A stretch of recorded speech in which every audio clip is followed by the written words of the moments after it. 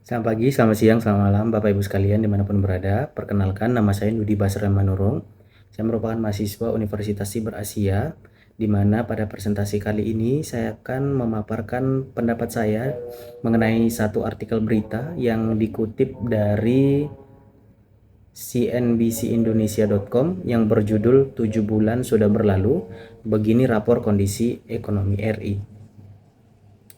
Video presentasi ini merupakan syarat dari nilai ujian akhir semester mata kuliah Perekonomian Indonesia Universitas Siber Asia yang diampu oleh Bapak Joko Suharyanto.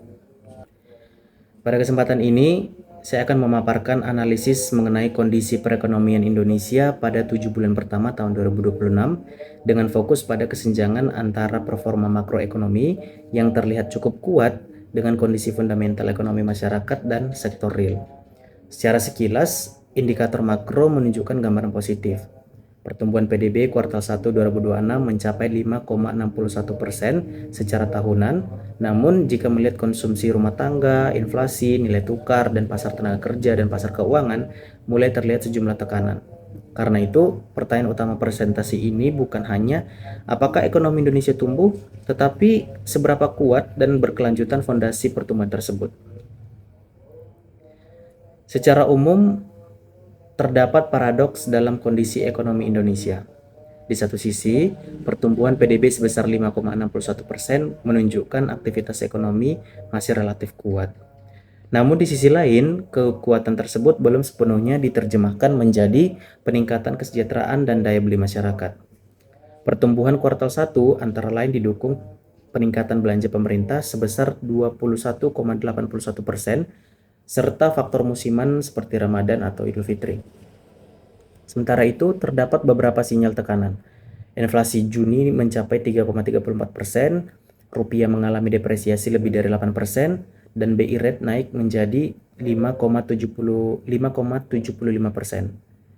Di sektor tenaga kerja, PHK telah mencapai lebih dari 32.000 pekerja pada semester 1 tahun 2026. Consumer confidence juga menurun, sementara penjualan retail mengalami kontraksi sebesar 3,9% pada bulan Mei 2026. Dengan demikian, tesis utama saya adalah bahwa headline growth masih kuat, tetapi mikro fundamental menunjukkan diferensiasi ekonomi dan indikasi pelemahan konsumsi domestik.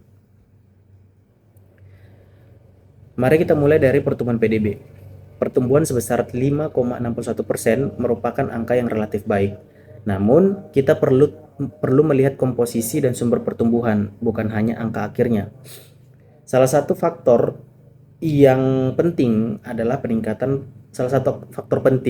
peningkatan pengeluaran pemerintah sebesar 21,81%. Selain itu, momentum Ramadan dan Idul Fitri memberikan dorongan musiman terhadap aktivitas ekonomi tersebut. Secara teoritis, kondisi ini dapat dijelaskan melalui Keynesian multiplier effect, yaitu ketika peningkatan government spending atau G meningkatkan agregat demand dan pada akhirnya meningkatkan output nasional. Namun, persoalannya adalah keberlanjutan. Ketika stimulus pemerintah berkurang dan faktor musiman berakhir, pertumbuhan harus kembali bertumpu pada konsumsi rumah tangga, investasi, dan produktivitas sektor real.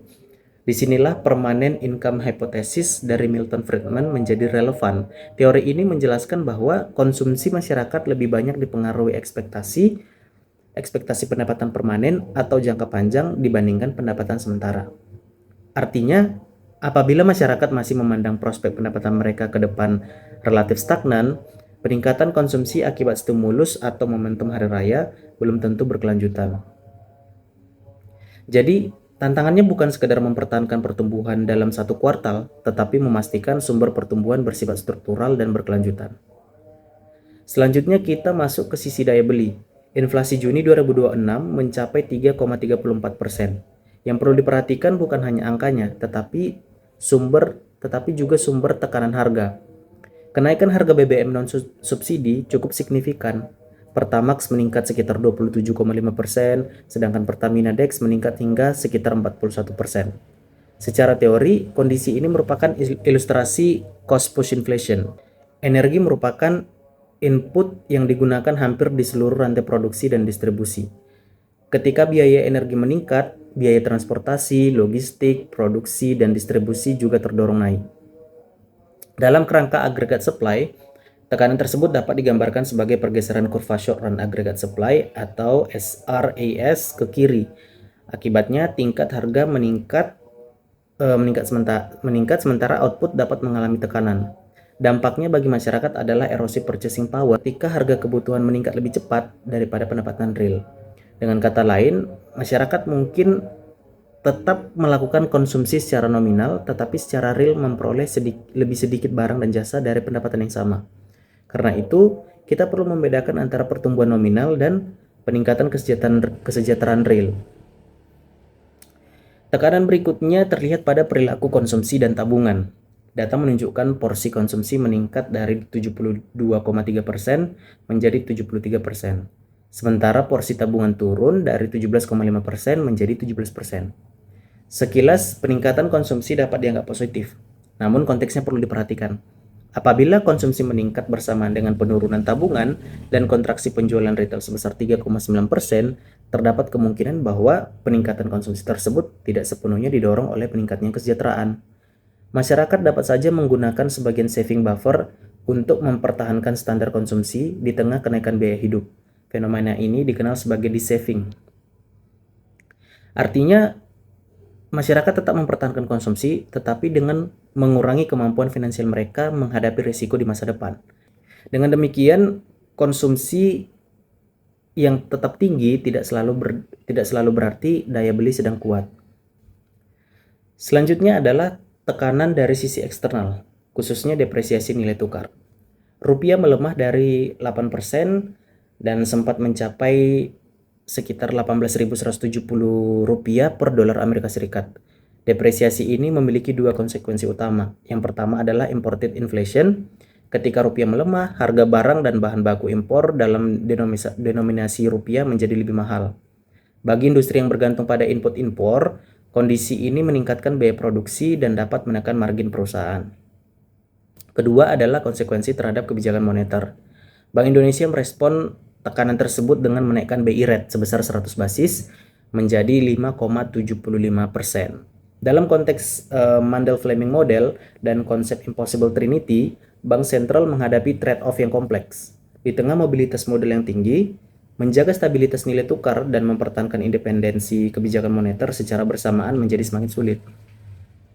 Kenaikan suku bunga dapat membantu mempertahankan interest rate differential dan mengurangi risiko capital outflow.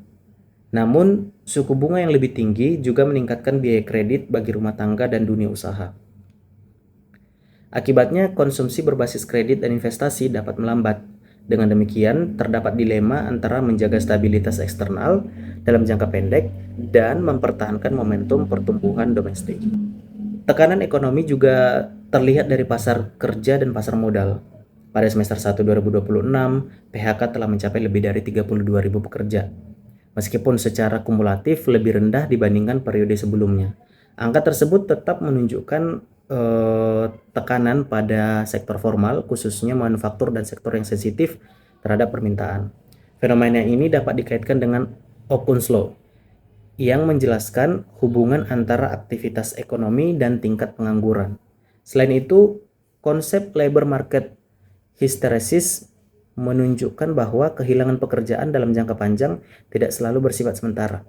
Ketika pekerja kehilangan pekerjaan dan keterampilan atau koneksi mereka dengan pasar kerja melemah, dampaknya dapat menjadi lebih struktural. Hal ini kemudian berpengaruh terhadap kepercayaan konsumen. Indeks keyakinan konsumen turun dari 127 poin pada Januari menjadi 117,8 poin pada Juni 2026. Penurunan tersebut menunjukkan bahwa rumah tangga menjadi lebih berhati-hati terhadap kondisi ekonomi dan prospek pendapatan. Sementara itu, di pasar modal, kekhawatiran mengenai transparansi dan evaluasi MSCI menunjukkan pentingnya governance dan kualitas informasi bagi investor. Jadi, baik pasar tenaga kerja maupun pasar modal memberikan pesan yang sama, confidence dan perception terhadap risiko semakin penting bagi keberlanjutan pertumbuhan. Jika seluruh indikator tadi digabungkan, terlihat bahwa risiko ekonomi tidak berdiri sendiri. Terdapat potensi negative feedback loop Depresiasi rupiah meningkatkan biaya impor dan menciptakan imported inflation. Pada saat yang sama, kenaikan harga energi meningkatkan cost of living. Ketika biaya hidup meningkat, real purchasing power masyarakat menurun.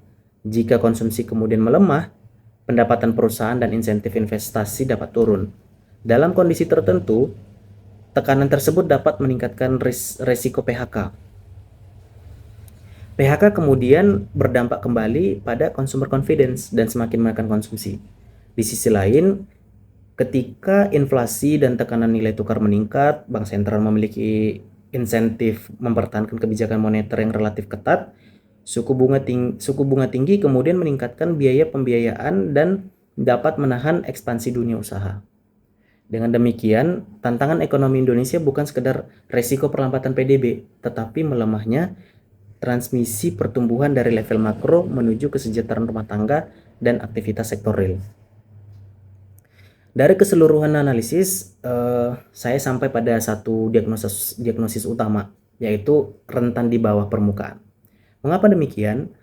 Pada level headline, perekonomian masih menunjukkan performa relatif kuat dengan pertumbuhan PDB sebesar 5,61%. Namun pada level rumah tangga dan sektor real terdapat sejumlah tekanan. Pertama, purchasing power menghadapi tekanan akibat inflasi dan kenaikan biaya energi. Kedua, financial resilience masyarakat mulai berkurang, tercermin dari menurunnya porsi tabungan. Ketiga, tekanan nilai tukar dan suku bunga tinggi meningkatkan biaya pembiayaan bagi dunia usaha. Keempat, tekanan pasar tenaga kerja dan penurunan consumer confidence menunjukkan bahwa masyarakat belum sepenuhnya merasakan manfaat pertumbuhan secara merata. Saya tidak mengatakan bahwa ekonomi Indonesia sedang mengalami krisis. Argumen saya adalah bahwa headline growth yang positif perlu dibaca lebih cermat lagi, lebih hati-hati lagi, karena kualitas distribusi dan keberlanjutan pertumbuhan menghadapi sejumlah risiko. Pertanyaannya kemudian adalah, kebijakan apa yang diperlukan agar tekanan tersebut tidak berkembang menjadi perlambatan yang lebih luas? Berdasarkan diagnosis tersebut yang sudah kita bahas sebelumnya, saya mengusulkan beberapa arah kebijakan. Yang pertama adalah penguatan policy mix antara fiskal dan moneter, tentu saja. Kedua, bidang ini harus saling bekerja sama. Kebijakan fiskal sebaiknya lebih terarah kepada sektor padat karya dan kelompok masyarakat dengan propensity to consume yang lebih tinggi. Stabilitas harga pangan dasar juga perlu dijaga karena inflasi pangan berdampak langsung terhadap masyarakat berpendapatan rendah dan menengah. Kedua, penguatan sektor real dan likuiditas produktif. Dalam kondisi suku bunga relatif tinggi, pemerintah dan Bank Indonesia perlu memastikan UMKM dan sektor formal produktif tetap memiliki akses terhadap pembiayaan. Tujuannya bukan sekedar meningkatkan kredit, tetapi memastikan kredit mengalir ke aktivitas yang menghasilkan output dan lapangan kerja. Ketiga, perlindungan dan penguatan pasar tenaga kerja. Jika tekanan PHK berlanjut, dampaknya bukan hanya hilangnya pendapatan pekerja, tetapi juga penurunan consumer confidence dan konsumsi domestik. Karena itu, insentif bagi sektor manufaktur dan sektor padat karya disertai program reskilling dan upskilling menjadi semakin relevan. Keempat, penguatan governance dan transparansi pasar keuangan. Kepercayaan investor merupakan bagian penting dari stabilitas pasar modal dan biaya modal bagi perekonomian. Pada dasarnya, tatanan ekonomi Indonesia pada 2026 bukan hanya bagaimana mempertahankan angka, tantangan yang lebih penting adalah memastikan pertumbuhan tersebut memiliki fondasi yang kuat, menciptakan lapangan kerja, menjaga daya beli, dan benar-benar didasarkan oleh rumah tangga sektoral. Dengan kata lain, kita tidak hanya membutuhkan growth, tetapi growth yang berkualitas, inklusif, dan berkelanjutan. Demikian presentasi saya. Terima kasih.